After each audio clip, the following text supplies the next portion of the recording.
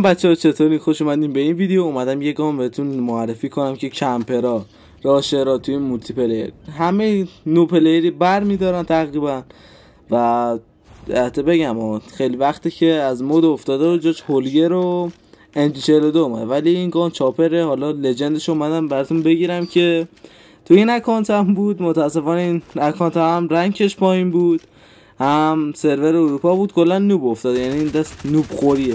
من سنسورها و هیچیم درست نبود تو این اکانت. حالا وسط ویدیو هم می‌بینید ستینگ و اینا رو داشتم درست می‌کردم دیگه، به خاطر میس و اینا ببخشید. و آره کلا گیم پلی سختی نی، ولی می‌خواستم قدرت این گان رو بهتون نشون بدم و این بعد یه روندی می‌خوام پیش بگیرم که فردا مثلا شورت ویدیو، چون من روز زوج باشگاه دارم نمیتونم ویدیو بلند بذارم، یه شورت ویدیو براتون میذارم. روزه فردم تلاش کنم ویدیو خوب پیدا کنم با یه کانتنت خوب که قشنگ براتون بذارم حالشو ببرین. حالا این از اینجا که چاپر لجند رو دیگه توی این اکت داشتم اومدم باش پلی بدم. حالا قلق داره شما وقتی چون حالت هیپ فایر و فضای دیدتون بازه، بعد اون نقطه وسط رو انه بگیرید، چون گان خیلی دقیقیه و خیلی هم سری میندازه. ببینید با اینکه نوبه ولی 10 کیل استریک رفتم دیگه، شل کردم. من نوکم میتونستم بگیرم ولی خب دیگه شل کردم کلا ببازم دیگه.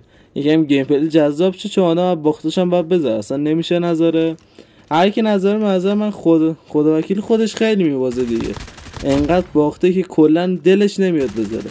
آدم باختم میده دیگه. من اصلا خودم چند نفر میشستم بهشون میگم خدا و پرو پلیر و اینا، اصلا ربطی نداره که چون یوتیوبر نباید ببازی، اصلا ربطی نداره. من چه دوبار شد ببخشید بچه‌ها، خب یه باگ ادیتی بود، حالا اینجا دوبار پخش شد نمیدونم چرا، ولی آره دیگه ببخشید. کلا اینجا هم دیدم ADS4 هم روشنه، ریالیستیک هم آنه، سینک هم آف بودش. کلا همین چیزا رو رفتم اینجا ردیف کردم، بعد یه چک زدم، بعد یه روم ببینیم طول. حالا ریالیستیک هم آن بود دیگه، ساختم دیگه، نوب بودش، آنچنان صفر نتونستم بگیرم، ولی خب گفتم یه گیم پلی براتون بگیرم. جلوتر یکم رنگ هم زدم با همین چاپر که قشنگ لذتشو ببرین و بهتون قدرت این گان نشون بدم.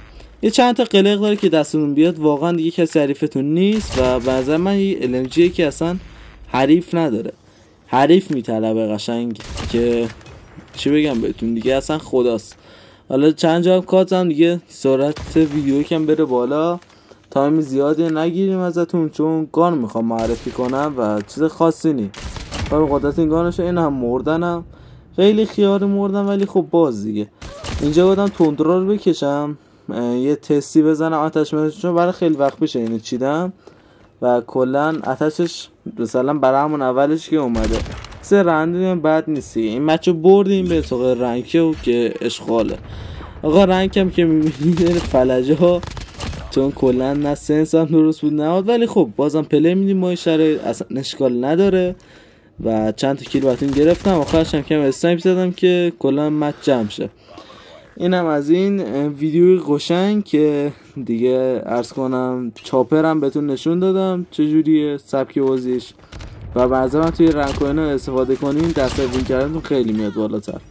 حالا اینا که بات بودن ولی خب دیگه باشم چیکار کنم، راهی ندارم، همه بات بودن، سرور اروپا دیگه کلا همه نوب میندازه، ولی خب آره داداش گلم دیگه. من قدرت این گام بهتون نشون بدم.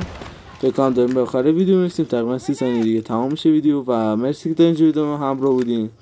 عاشق یکیتونم، موقع خودتون باشین و هنوز خیلی راه داریم، ولی خب من خداحافظی کنم آخرشم ببین و دیگه لایک ساب کامنت یادتون نره و تا ویدیو بعدی فعلا خداحافظ.